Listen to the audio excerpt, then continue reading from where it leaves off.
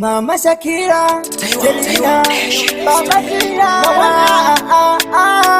Mfato, Chisa umebonivesha Wangapana takasia na malevo Ninotemba chacha iwe unatemba tevo Maipo yusane nerosa wanza ukasha Uchini unandaka daidi noteubusha Ama iwana nakumbira undenzi siseo Diri munu wanokanganisa kujiswao Ukawanza tukasha, kuna patuenda Nauni bage, maiwana nakumbira undenzi siseo Diri munu wanokanganisa kujiswao Ukawanza tuchikia, kuna patuenda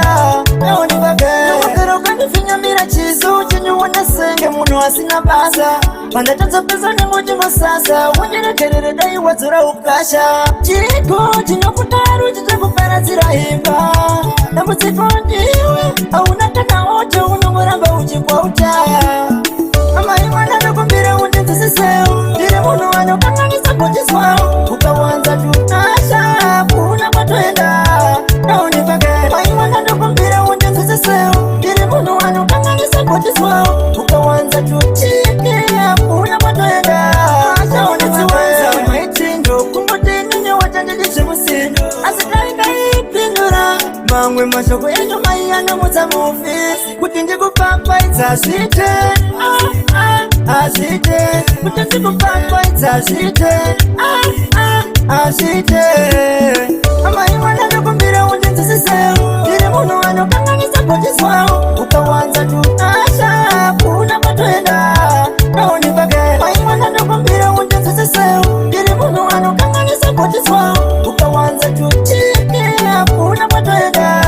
Na unipake Nawakero kandifinya mira chizu Chinyu wanasenge munu wasina basa Mandataza pesa ni mujimo sasa Wanyere kerere dai wazura ukasha Chiko chinyo kutaru chitakupera zirahimba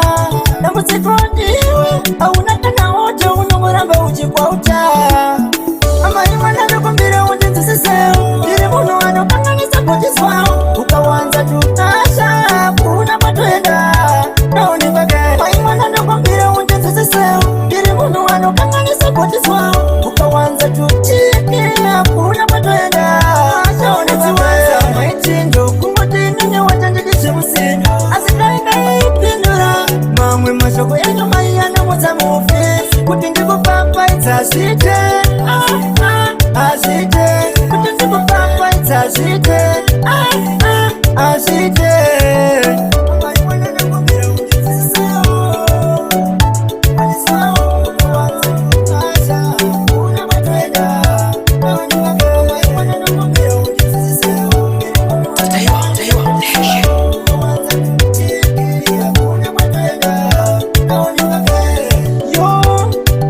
Mama Shakira, Selena